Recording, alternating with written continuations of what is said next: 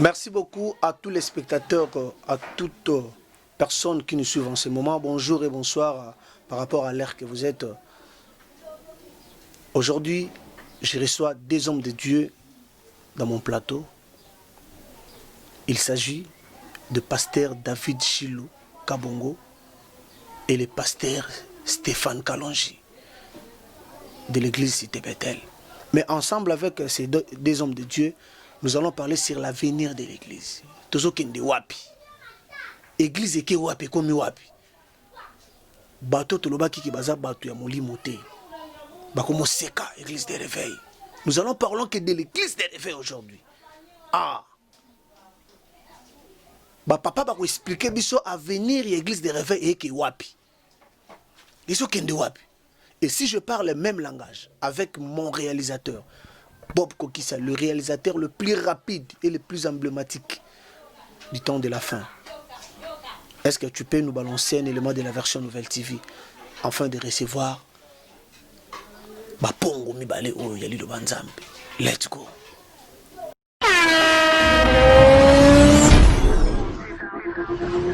Merci beaucoup Nabalandinho sur la version Nouvelle TV. Notre émission s'intitule La connaissance de la parole. Tel que vous le constatez, Nazana Bapongo Yali de Banzambe. Turulukato solo ana bango toye ba église de réveil et kende wapi. Est-ce que comme église ya pongi toza église de réveil? La droite nanga nazana papa Stéphane Kalonji. Bonjour papa Stéphane. Bonjour monsieur, comment vous allez? Ouais, je vais très bien. Papa, moi présentation kaka bato ba lando baeba. Pasteur Stéphane Kalonji de l'église Cité Bethel Kingabwambamou Point chaud. Quand vous arrivez sur Point chaud, nous sommes là. C'est ça la présentation que je peux faire pour le moment. Okay. À ma gauche, j'ai un homme de Dieu. Bonjour papa. Ok, bonjour tonton. Moi présentation kaka. Moi c'est pasteur David Chilou de l'église SEC, Centre d'évangélisation charismatique et Assemblée de Mongafula. L'adresse, nous sommes sur l'avenue Banzangungu numéro 13. Non loin de la maison communale de Mongafula. Merci beaucoup. À l'entrée de notre émission, Tobandi question liboso. Papa Stéphane, tokoki ko reconnaître mutoza na Saint-Esprit. Abilembo. Saint-Esprit yango eza nzambe mutu kati na mutu. Donc ce qui déjà mutu ameli masanga bamonaka bilembo ya masanga kati na mutu. Ce qui mutu mele loko moko songolo bakoyeba à partir ya eloko wana kauti omele loko songolo. Alors ce qui déjà mutu Saint-Esprit eza kati na e déjà bilembo ekomonana. Bilembo moko surnaturel qui peuvent être vus par des gestes purement charnels, oui, et beaucoup plus le fruit du Saint-Esprit qui se trouve dans Galates chapitre 5 verset 22 Zokita. Nde ba komona bambuma ya molimo musantu kati na mutu. Nde to ba vraiment que oui, vraiment celui-là il a le Saint-Esprit. Ouais, vous avez parlé de l'alcoolisme. L'introduction na yo. Est-ce que ça m'a bien comme la masanga?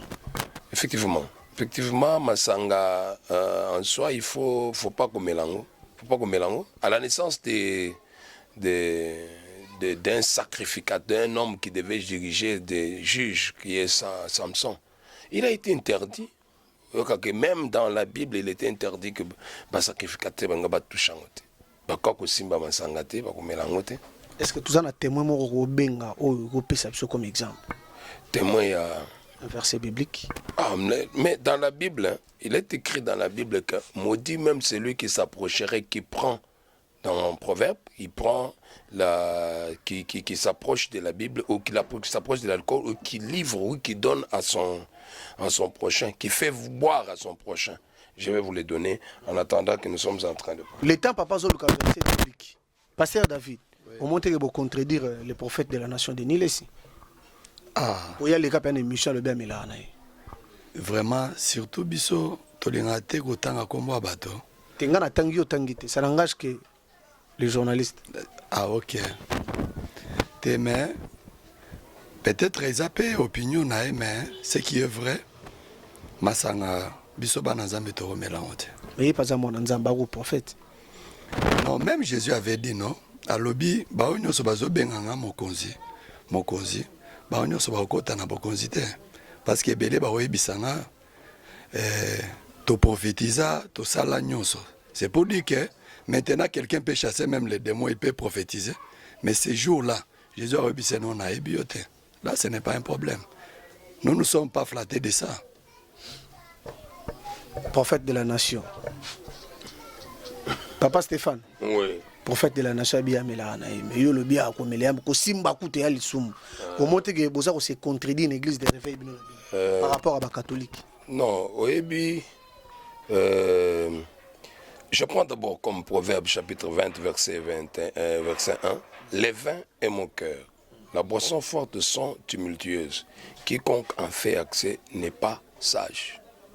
Et encore évoluer. Non, mais je vais évoluer. Il y en a plusieurs. Il dit ne sois pas parmi les buveurs de vin. Ça, c'est Proverbe 23, verset 20. Ne sois pas parmi les buveurs de vin. C'est la Bible. Et quand tu es parmi ceux qui font même l'excès de viande.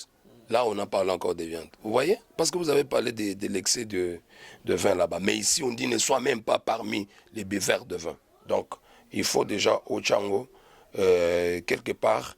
Moi, je ne vais pas, comme le pasteur venait de dire, hein. Oui, puis il y a ce que nous appelons actuellement Bolimbisa. Surtout quand on veut toucher, on veut réparer. Si par exemple, au Tchikoya, tu es né juste après eux, dans la foi,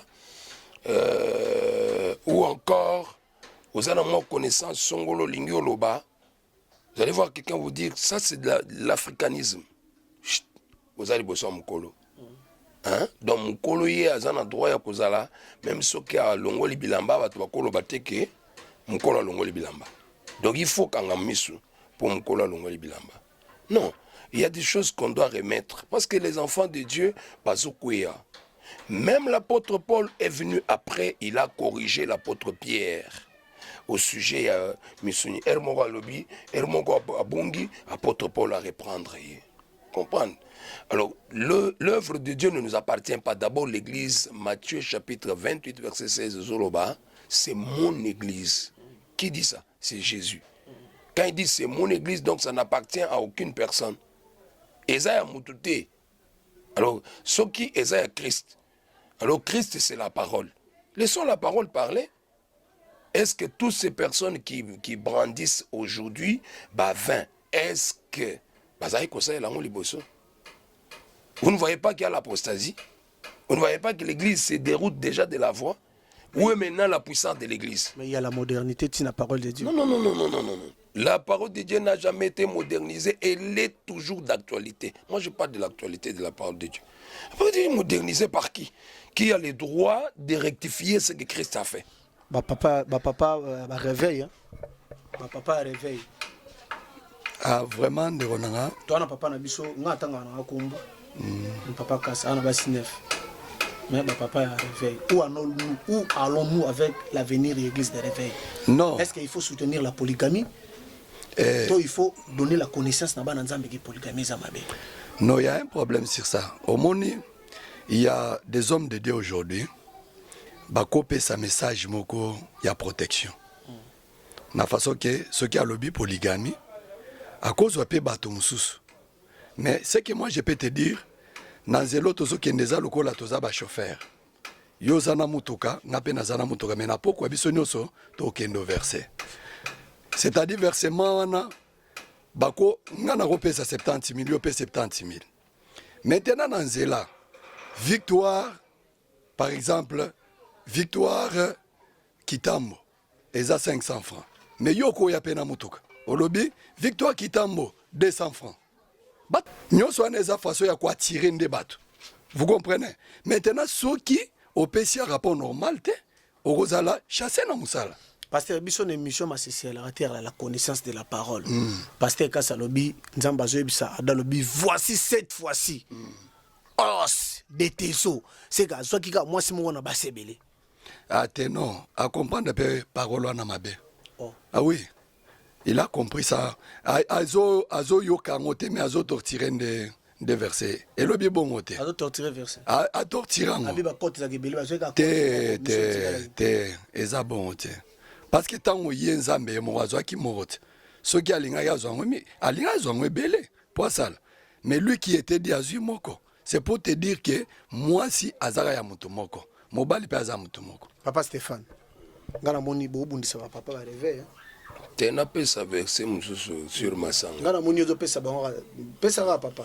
Au moins une Prophète de la nation Zolando de Niles. Atika pe komela pe. Bon, vous savez, dans la vie, hein, l'église n'appartient à personne.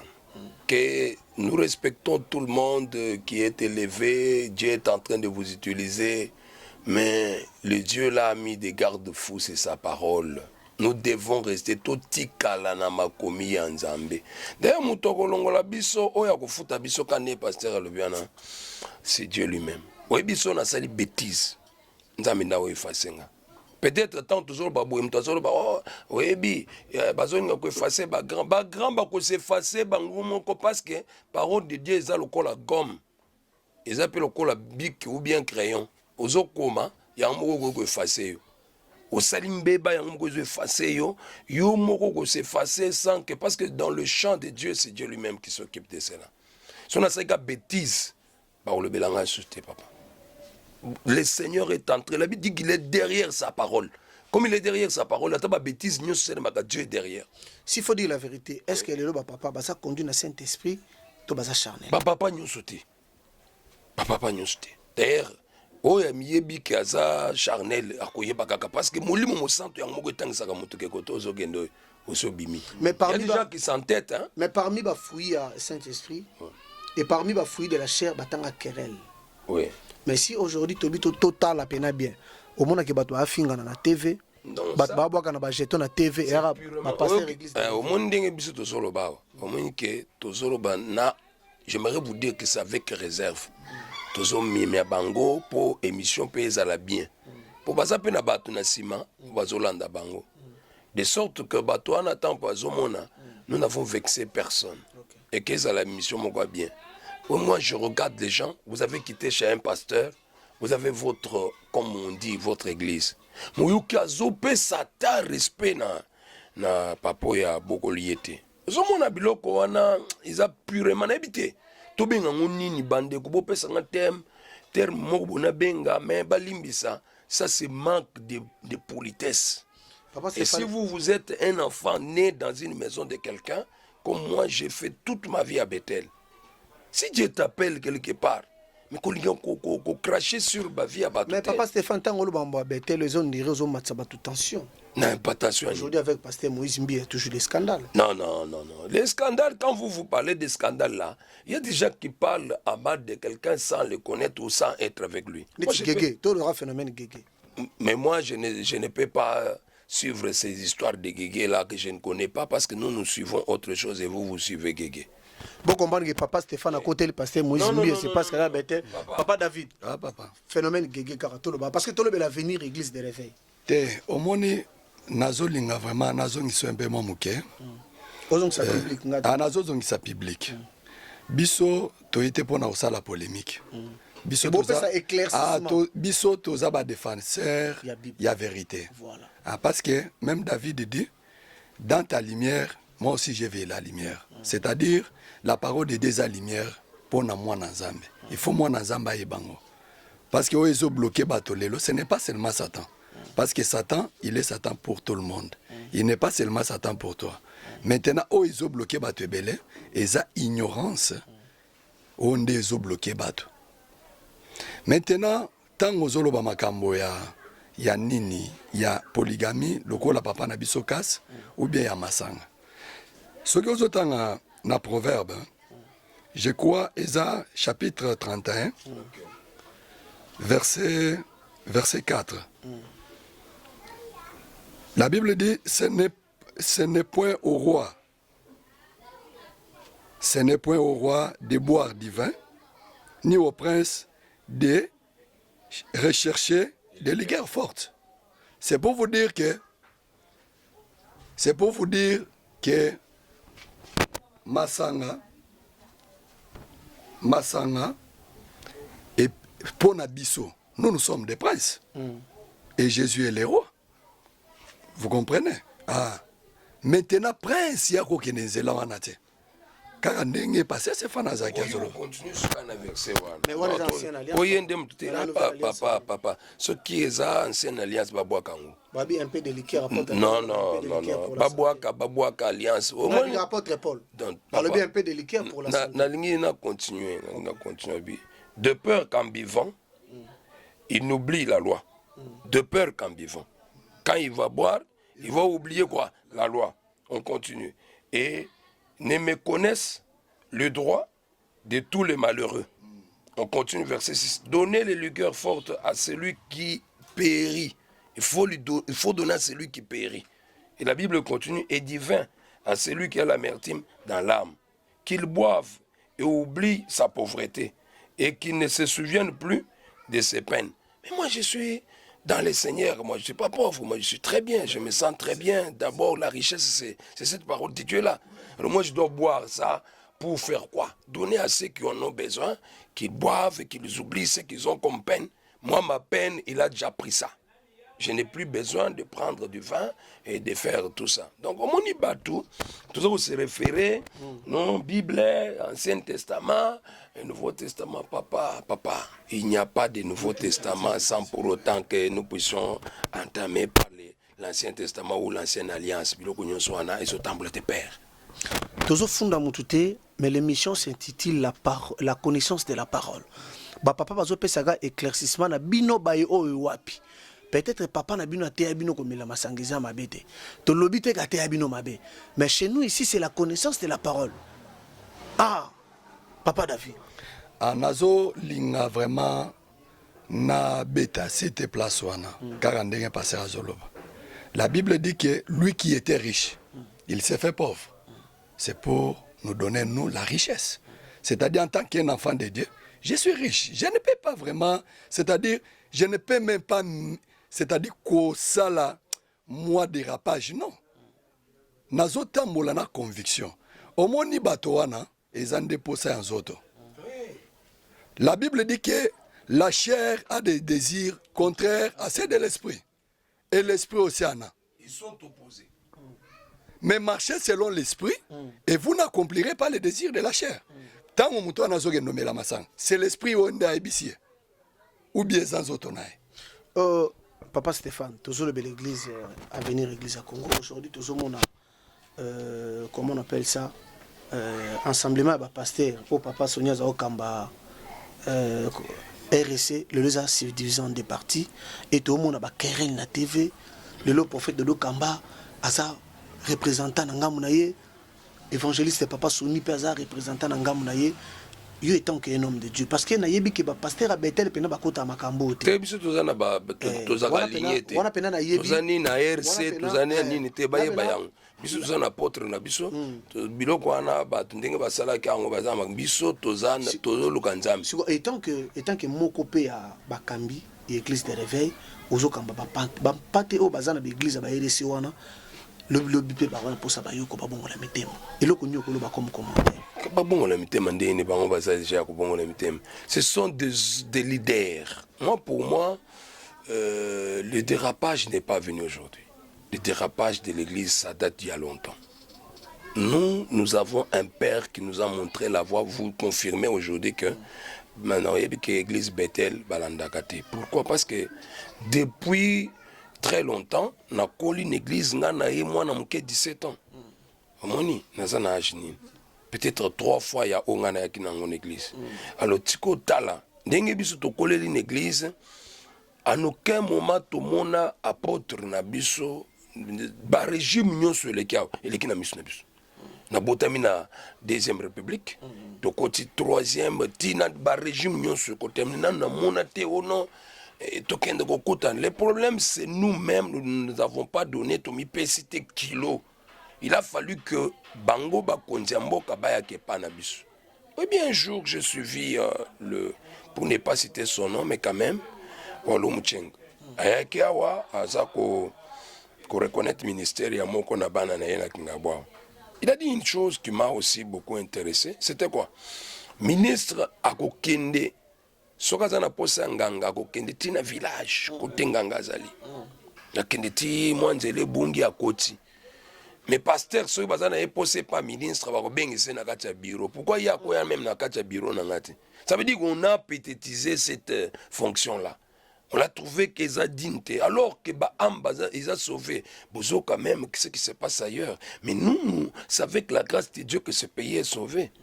Et si on ne le reconnaît pas, yo moko tsoko mi pesi kilote bako peso kilote. Ngai na ko bandela nanu ke na biso moko to mi pesa kilo pour pas pesa biso kilo. Niti ba biloko ndengwana. Moi, quand moi, je ne prêchais même pas la parole. Toutes ces personnes là prêchaient la parole. Et nga ikutu zéro dans le bis zéro. Na boy ko cité ba msusu pe na bango mi wana izana o penza bandela ministère même nanda ko papa biso. Azo kota boy nazo bangaye. Mais toutes ces histoires qui se passent là, est-ce que Nzambe est-ce que quand vous êtes un enfant de Dieu et qu'un problème se pose avec Moutimsus, bah fond la Bible bataille. Hein? Pourquoi même Babiloko wana? Et c'est quoi ça au juste? Diable a mimi bateau. Et puis, vous voyez tout ça, on est trempé. Même l'église catholique est trempée. Papa David, est-ce qu'il faut il faut même dans les médias, il faut que sur le langue pe tant que basala nzambe bubenga dans coulisses. Vraiment au monde tout d'abord nazo sepelana no na temo tozoloba à venir à l'église. Nazo lingana biso ke église ezana venir à bien. Pourquoi? Parce que ba défenseur et la vérité baza. Ozo comprendre bazali. Yo romona te ke église et oso à mabe non. Tozak pe na katia rolite. Et loko wana tout d'abord eza pour moi nakolo bango ezosa la personne quelque part quand ndenge papa Stéphane auti koloba parce que biso to koloba ba mususu kuna to koloba ba koko vous comprendre c'est-à-dire bato moko nanu biso to botamite mais bango bazo prêcher parole. J'ai l'argent au moyen malhonnête. L'argent n'est pas mon Dieu. Ça va degré comme il y a niveau ya mutu akekubimisa non toi c'est trop bas na boipo c'est trop bas tout monde la télévision. C'est la connaissance de la parole papa. Non mais non, c'est trop bas. C'est trop bas où la sacrificature est une chose à respecter. D'ailleurs, sacrificature c'est un bongo. On vient quand dans Zobangate, kinde na Samuel, un Samuel nzamba zobana Eli que avantage tout koka kozwa na kati na fonction wana hein. Et quoi parce que tamboli bien te banano ba tamboli bien te au réprimander pe bangote. C'est pourquoi sacrificature wana il faut ça il faut longwa. Or akoka ko un avantage s'il restait dans tout ça. Mais oui, vous me gardez à moi 10 millions à $100, il y a $10, il y a $1000. Comment on nzambe pas vous osez la enveloppe ya kaki on parle d'enveloppe. Bato bazo soit na la télévision pour enveloppe. Hein papa? Bazo soit na la télévision pour enveloppe. Biso za ko kola bande ko nyoso na baza ko biso ke bazana ba avion, bazana ba télé hélicoptère. On n'en voit pas. Hein? Moi je me souviens bamso le bit biso to kotonga boîte en eau était mais biso to kotonga véritable. Moni ermoko koloba oyo balobi munoko na yo emiloba te tika munoko mutu mususu eloba pona yo des problèmes majeurs tuye ce que zali ndenge chaîne zali éducatif ou éducative nous avons besoin que to lobela na ndenge moko ya malamu parce que même les païens n'en reviennent pas. Vous savez, nous, on a grandi même pendant les périodes où il y avait je cite quand même, ce n'est pas un péché, les cardinals Malula et les autres là. Mais les ministres, ne mixez pas dans les histoires comme ça. Même ceux qui ont se mixé, au Koye Bateka, ça se mixé. Mais les loyaux, Burumbu a battu ça pour les.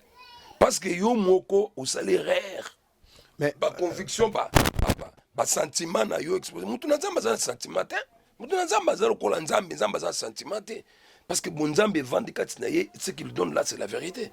Mais comment Bonzambe comme il pas penchant, pas sentiment, hein? On a déjà ça KO. Parce que si on en parle, il y en a beaucoup à parler ici. Pas David. Basango, tant l'église de réveil, l'église de réveil, l'axaba na Nzambe ke baba tabakisi, baba magicien, baba tamboli moté. La majorité, je ne dis pas que l'église n'a bino. Mais la plupart du temps, l'église est réveillée. Je ne sais pas, vous avez quel âge à cette époque-là. Mais aujourd'hui, tout le monde, bato bazarana molimo, bolumwe et sambwe na TV. tolo basko que catholique ndaza na molimo église de réveil ezangi molimo to ezaka ba particularité. Et il faut biloko wana esalema pour nous eza bien. Pourquoi? Parce que eza basigne à temps. Jésus ntango azoprêche alobi na ntango wana bokomona boye ntango tozomona yango mpo na biso ezoeveye biso. Mais makambo ya bakatholike na o wana je peux te dire que ce qui est vrai il faut kaka bato ata oza catholique ozolanda biso ata oza protestant ata oza kimbangiste ozolanda biso biso toza na problème ke bato bavanda nde na liloba na liloba nzambe wana nyonso wana eza badistraction wana eza oui eza mélange eza badistraction il faut kaka bavanda na liloba oyo parce que mon frère je te dis que au moni après vie otozo vivre il y a une autre vie qui vient. On appelle ça la vie éternelle. Et vie éternelle wana bazo prêcher bato bazo bisa bango ke eza na condition non eza conditionnel. Nazara la question moko na posera basala nzambe nyonso so na yambi bango papa Stéphane, donnez-moi la différence qui existe entre gérer un pays ou gérer une église. Oui, ce sont des choses différentes. L'église a d'abord un gestionnaire qui nous a mandatés. On l'appelle les pasteurs des âmes. Yenda dicta kabiso, apesa kabiso, ligne de conduite. Bosala boite, bosala boy. Tolingi boite conformément à la constitution yangoyo, ya biso constitution yangoyo. Donc totali constitution yo, to mizongi sitolobite awa mokonzi alobaki boite alobaki boite. Molimo mosantu ndi alobaki que il vous enseignera toutes choses afin que boko kotambola na ndenge ngai na ebisaki bino po bo déraper te. Soki moto a déraper molimo ezate. Ce qu'on tokende na gestion ya pays. Le pays, ça c'est une histoire purement humaine. Bavandi, bayebi pourquoi bazo gérer ango, na ba sentiment na bango, bazape na constitution, ou ils ont géré pe biso pe na kati l'église tout na kati, mais tout n'est pas accepté, tout n'est pas gobé. Parce que gestion na bango, ninge bango bazo gérer le, soki biso batu ya église. La kisi bango peke batsala kabo basala kabo oyo kaba mokana ba au moins quitté en assemblée autrefois il y a eu des pasteurs qui se sont levés pour dire non ça ba ça ba oni mino mo ba pasteur boko ta ba makambote osomon mais entre-temps osoko non ba pasteur boko sambela te pona non nous voulons que notre pays ici dans la gestion des choses, qu'ils se réfèrent. D'ailleurs, tout ce qui est écrit dans leur constitution et partout ailleurs, vous verrez que la plupart, il y a la Bible, mais il y a sentiment na bango. Donc il y a une différence entre la gestion du pays et la gestion, surtout en RDC. Surtout en RDC. Et surtout en RDC, Papa David, sous question, alors après question, est-ce qu'un pasteur peut faire la politique? Ah oui, normalement, selon moi, selon Bible, selon moi. Ah ouais, la connaissance de la parole est là selon Bible. Non, même Paul, il y avait la place selon lui. Vous comprenez? Parce que quand moi je parle, c'est le Saint-Esprit qui parle. Yo ko ngate, nyo soto zo sana o ezangate. Eza ilo mo ndezo communiquer ngapona loba. Vous comprenez? Ah. Un pasteur, c'est risquant. Quand un pasteur a continué ma politique. Mais un pasteur peut défendre son pays. Vous comprenez? Politiquement. Non, j'ai dit il peut défendre son pays. Et ça, des choses, c'est ce que comprendre Nandé Nazolo Bélan. On a tout ce que pasteur a sa politique. Tena l'obité. Pour Nanga a Rosalate. Et là maintenant, Papa Stéphane, vous soutenez Papa David? Non, mais nous marchons de pair. J'aimerais un peu vous dire une chose. Et surtout regarder la politique du Congo. Une politique séparatrice, partisane, où les gens, ceux qui n'ont pas ngambo boye, n'ont pas ngambo wana. Vous voyez, ça qui ne compte pas sur nous. Notre collègue écoute na législature les député ba ko kota l'église zongana zokamba po ba ya ko sala nini te ko simba te papa. Parce que tout ce que nous pouvons faire, faisons-le pour le bien du pays. Mais est-ce que ce qu'on fait là, c'est pour le bien du pays? Ce n'est pas pour le bien du pays. Est-ce que dans la minute où on a l'église? Alors les pasteurs, ils attendent après autant 5 ans pour venir encore dans l'église. Dans nos églises, moi personnellement, qui ne viennent pas, ils sont déjà disqualifiés. Maintenant, sur la question, il y a politique. Oui, c'est l'art de gérer. Moi, je fais, s'il vous plaît, je fais quand même les trois comme un âne. C'est l'art de bien gérer la nation ou la cité. Mais est-ce qu'on gère bien la cité? Hein? Est-ce que quand le pasteur va être inclus là-bas,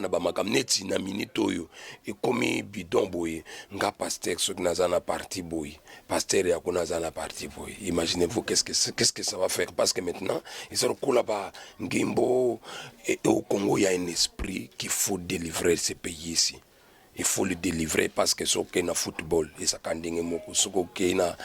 On veut prendre ces histoires-là, les mettre maintenant à l'église. Parce que ce sont des politiciens qui font ces histoires-là pour un peu commencer à dicter l'église leurs lois. On n'y entrera pas. Mais pour nous, que la politique soit en dehors de l'église. Et l'église soit en dehors de la politique. Papa n'a pu avec un tomboli foot, alors il y a l'évangélisation, la Renaissance. Bon, je n'y entre pas. J'ai dit que le bien-aimé vient de dire qu'il y a soutenir son pays et faire la politique. Ce sont des choses différentes. Quel est comme conseil européen ça n'a pasteur ou ça n'a pas politique étant que sacrificateur? Ils finiront mal. J'en avais déjà parlé un jour. J'ai dit aux enfants de mon église, je ne vais pas parler là parce qu'ils ont l'habitude de rétroquer. Et quand on va rétroquer, et oublie ma bienté. Mon frère, ils finiront mal. Ce qui est bien, garder la sacrificature. Et le Konzamba Pesibiso. Peuple, et bien que l'avenir de l'église, c'est quoi aussi? Perfectionner les peuples pour qu'ils voient le Seigneur un jour. Est-ce que quand on est déjà dans Okunaza Moutoboye, Aza Moutoboye, tous perfectionner le peuple, bah au moins on a amené. Pasteur Aza Moutamazembe. L'église n'est pas vite, Basalisco, Mazembe, Betana vita. Pasteur a la prière pour Mazembe. Des problèmes, on a. Na linga qui n'a bisayo, que pasteur a cause à la politique. Pourquoi? Parce qu'un pasteur, il est le pasteur de tout le monde. Aza pasteur, il y a majorité. Aza pasteur, il y a opposition. Parce que dans l'église, il y a ba opposante ou bien il y a une majorité. Maintenant, ce qui est là qui sa tendance, nayo directement au coco taper na glissement. Parce que au cours ça là, les affaires m'ont péché, m'ont amplifié. Mais bazo mon en pété. Ce monde est dans le baboy. Ok, nous amplifié. Ah, maintenant, problème tout d'abord il y a ba Mazembe vita. Et ça, ce que mon est passé à Zolo bango, et ça peut aux ans parce que même Jésus. Mazembe beta ce qu'on a na vita, ce que pasteur yende président ya Mazembe akosambela pona Mazembe na vita bagende ni le tangi pasteur po ba brebi nyonso to akosambela pona Mazembe gagner. Et tout d'abord akosambela te. Ya akosambela te. Parce que azolinga yo yebite ke makambo nini wana eza contrôler pe na ba biloko ebele kuna. Na lobby ba biloko ebele. Je n'ai pas cité parce que ngai na linga ko citer muto wana te. Ah na linga ko citer. Nalinga aussi à Jésus. Vivant, Zapet. Merci beaucoup à toute le diaspora au besoin d'ambition à niveau poto. Tu peux faire une mission oyo. C'est une chaîne de l'éducation pour te ramener bien la connaissance à la Bible. Vous savez, ces derniers temps, le diable est en train de faire beaucoup de choses pour nous égarer batebele. Mais tu le bas qui te luka, va défoncer la parole. Une mission pour défendre l'intérêt de Jésus. Bijou Fouamate sur la grande dame de Paris. Aujourd'hui, j'espère qu'aujourd'hui, la réponse à la question, Lauriane met à la grande dame des États-Unis. Voilà. Ils ont la question, ils ont papa Morazan à Dourdan, ils ont 7 fois une carte chez Gesta, tout fait un bongo. Habitoune langa papa Stéphane. Pasteur Azan église, Abia Zousambel en église. Instrument zate. Mais pasteur attend on a dit pas $40,000. À Tunis comme Moutounani. Est-ce que c'est possible? Est-ce que Moussa Nzambe pas oui qu'on sale Nzambe na ba bien naie te faut ka bana Nzambe. Bon, biso toza la place to uti musisa mususu. je suis de Bethel. Ngai na mona ba ofra Jaguar. Azaki na mwana mke ba pesa Jaguar repa ya et ba pesa apôtre Jaguar repa mundim. Mais Jaguar wana, il y avait seulement un homme politique à l'époque où Azaki na 12e rue. Et puis un chantre que pour raison il y a nini to faire taire nini en ce moment il faut être sage. Et quand on lui a offert, il a dit qu'il ne pouvait pas marcher avec ça. Il ne pouvait pas se conduire avec cette... il fallait attendre. À un certain moment, il peut offrir une église, camion qui a coûté 11 000. À tout nibiso, ce qui a camion, ou toko tiango po ememilaka bana ba nzambe makamba iko ba non soki to tiango po bana nzambe ba memaka ba biloko oyo e obenda problème un jour ba memelaki ngai ba tikaki ngai to teka yango po to tonga ou bien to somba radio. C'était l'apôtre Mbi. Alors au moni na kati l'église un pasteur qui a l'appel de Dieu. C'est un appel de Dieu déjà appel wana nazo biso ke tango ka kozo banda ko sala nzambe. Tes biens peuvent être confondus au bien de l'église. Je le dis comment? C'est-à-dire que aux anambongote, église zape na débit ezan elote. Oko bimisa même suer na yo. Au salela. Ça s'est fait par nos apôtres. Ba pesi penza ba biloko boye, ba tongi église. To mona yango ba telema ba sunga. Moi j'ai vu nos pasteurs, ceux qui nous ont dirigés, se tenir et soutenir l'église. On ne peut pas comprendre que dans les champs où fait ta gloire, bisiko vandeli bisika oyo ezan kembo na yo ba yebelu a partir à wana ozanga toilette ozanga bakiti ozanga ba instrument mais otambula na mutuka mais vraiment wana oza okola un locataire akeko soma mutuka munene ya $50,000 mais locataire au mimoni teke ermo osuba fingio bana raison finga. Papa David. Pour moi, je sais que moi je peux dire et ça problème à mon thème.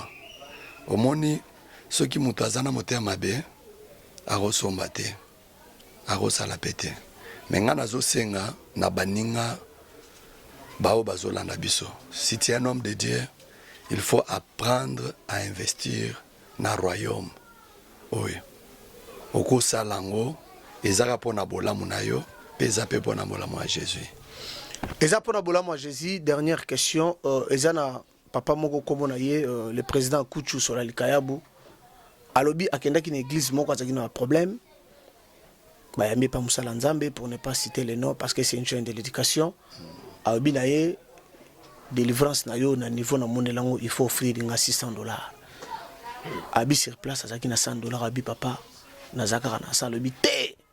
Molimo alobi 600 kende ko bakisa 500. Alobi ba sambelela ete batinja bakisa 500.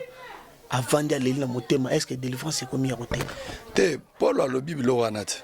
Alobi ke bango makanisi na bango ezaka ya biloko ya samo kilo yo. Baza na recherche ya biloko wana. C'est pourquoi nga na ebisio ke omoni yo papa na ko la patron mais ozo vivre le rôle la pauvre. Pourquoi? Parce que oemi yebite. Mais so yebi ke papa na patron. Ata na otamo na oyeba ke konsa loté papa na za patron. Moi je vois que bakomo exagérer. Yonde omutokenda wana nazo ebisa oboy. Eza $600 tende repesa lobiko. Ezaka na nzambe moko otozo benga Seigneur Jésus-Christ na pesa lobiko. Pezo pesa wa ofele. Eza problème à cupidité nde bato lelo baza na course ya ke oya sazui nde onazo biso ke omo lelo tozawa et papa Stéphane. Je vous dis que eza na makambo ya kosala onga na kosala te na vina. Eza na biloko ya retoucher oyo nga na retoucher te ata ti na liwa. Déjà nzamba sa proclamango. Maintenant kozwa mbongo na basanso wana tout d'abord na ozala kaka kipabiliser. Papa Stéphane, par rapport il y a préoccupation de quoi $600 pour la délivrance. Et puis nga na ko ajouter na place ya lobby à rivalité. Nga benga c'est un esprit de pauvreté. Il y a une différence entre la pauvreté et l'esprit de pauvreté. Sokoza un esprit wana toza na mbongo. Muto azana mbongo ebele mais azaka la recherche de mbongo. Ça si il est pauvre, c'est un esprit de pauvreté et là tibango. Vous comprenez? Parce que nga na comprendre est-ce que la délivrance, lorsque toi Dieu a mis en toi les dons, les capacités, ya kosala musala wana opesa nzambe ni? Hein? Docteur eza bien docteur a futisa bato ba consultation pour akenda kotanga na école. Ngana kufutisa consultation prophétique na mbongo ni na eloko ni ngana kenda kotanga na classe. Ngana tanga na classe te makambo nzambe. Ce qu'on a fait d'abord même consultation, il y a pour mon anam sala nzambe, il faut afuta mbongo. Bafuta mbongo yo otanga classe en wapi. Deuxièmement, délivrance. Ndeko soko zokende biloko ndenga moi je vois ce sont des charlatans parce que ça devient un problème. On a yo ki makambo wana bina na mona ngona miste. Mais nga soki na moni yango na miste na kwebisi ndeko wana cherche les vrais pasteurs existent. Et les vraies églises existent. C'est pas une question de donner l'argent. Là, vraiment, je suis très désolé. Je ne pouvais que leur dire ça.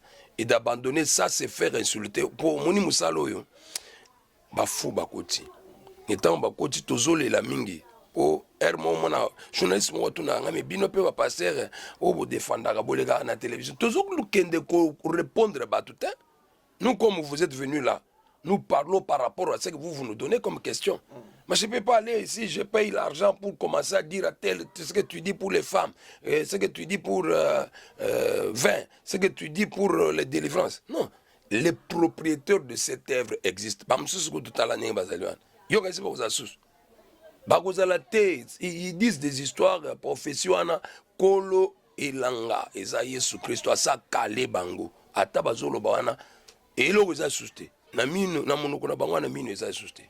Donc les lions azo rougir pamba mine est telo mo beza assusté. Merci à toi Bob Kokissa, mon réalisateur, sans oublier mon en tout cas Balobi Babi Odia, Clarisse Babi journaliste Moro ya taille, donc Babi Sarah, elle était belle de taille, de figure, ça n'est pas un péché. Papa mon numéro na bateau peut-être Bayokio, Bananzambo Barosa n'a pas problème, à contacter peut-être pour la prière, peut-être pour la préoccupation là-bas. Merci. 085 124 91 27. 085 124 91 27. Voilà, Papa David, numéro de téléphone.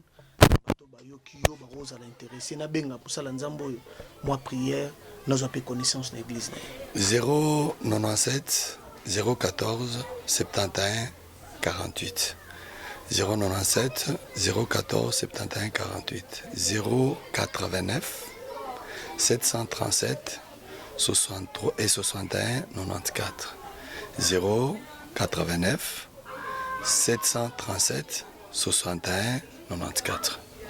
Bolimbi sinandeko toza to beti ke bango libaku o ba comprendre ce bienté biti ya émission na biso à la connaissance de la parole. Nous sommes arrivés à temps oyo il faut ba papa ba tia liloba nzambe la place esengeli parce que le liloba nzambe comment transformer na ba pensée à bato. Eza na bato musu bazwa ba pensée na bango ba comme sango ba conviction na bango comme sango ba point doctrinal na l'église. Merci à mon papa d'amour Jean-Paul, révérend Dominique Lopaka. Maman Caroline Mbumba, sans oublier Maman Sociale Horace Kapinga. Quant à nous, nous vous disons au revoir et à la prochaine numéro. Ciao.